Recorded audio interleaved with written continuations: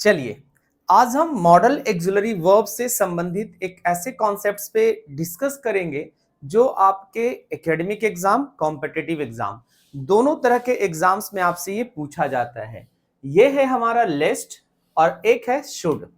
कहाँ इस्तेमाल होता है, कैसे इस्तेमाल होता है, चलिए देखते हैं। सबसे पहले हमें समझना है कि ये जो शुड है एक मॉडल एक्सिलरी वर्ब है, ये सभी को पता है। चलिए आगे बढ़ते हैं कि जब भी आप शुड के साथ कोई वर्ब का इस्तेमाल करेंगे तो ये हमेशा वर्ब की V1 फॉर्म आती है।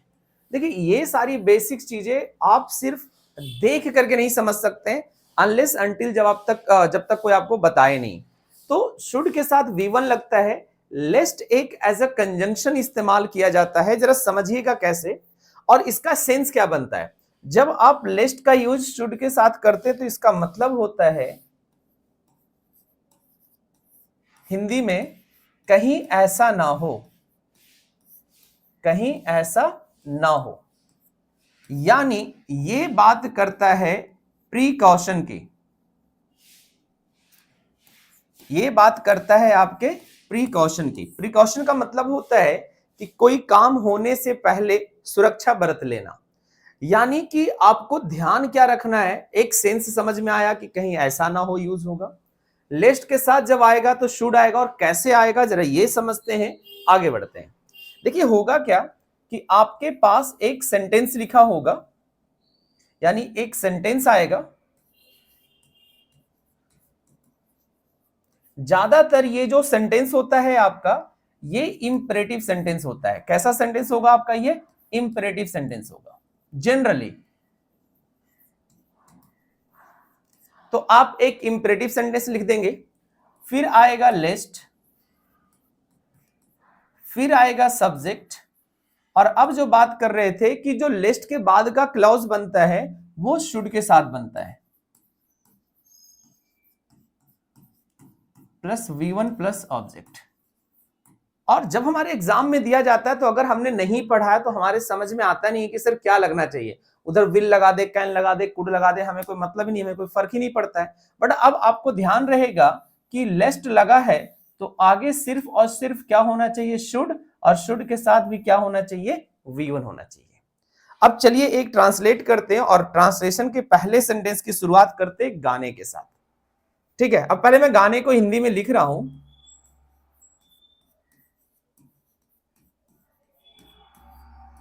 ना मिलो हमसे ज्यादा, सुना होगा गाना आप लोगों ने, ना मिलो हमसे ज्यादा कहीं प्यार हो न जाए। देखिए मेरी सुर तो बड़ा बवाल टाइप का है, ठीक है, कहीं प्यार हो न जाए। तो ये गाना आपने जरूर सुना होगा।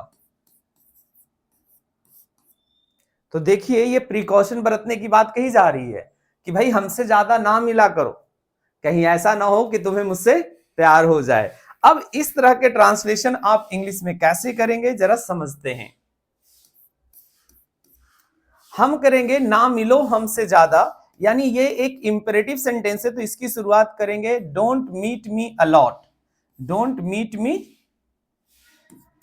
डोंट मीट मी अलॉट, मुझसे ज्यादा ना मिला करो। लेस्ट you should fall in love with me। बन गया? Don't meet me a lot lest you should fall in love with me। ना मिलो हमसे ज्यादा कहीं प्यार हो न जाए। चलिए कुछ रियलिस्टिक एग्जांपल्स की बात करते हैं। जैसे अगर हमें कहना हो पढ़ लो, पढ़ लो कहीं ऐसा ना हो तुम फेल हो जाओ,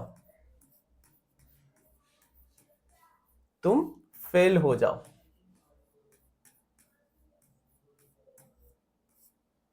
ठीक है, पढ़ लो कहीं ऐसा ना हो तुम फेल हो जाओ। कैसे करेंगे ट्रांसलेट? स्टडी, ये हमारा इंपेरेटिव सेंटेंस हो गया।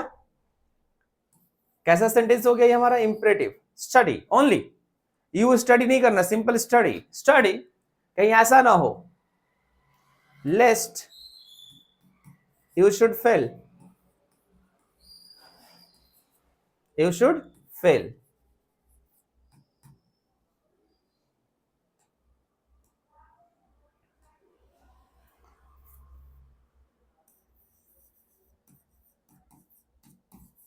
Don't tease her,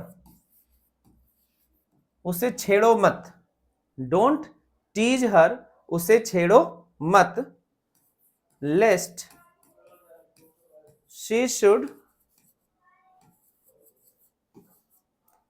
should get offended.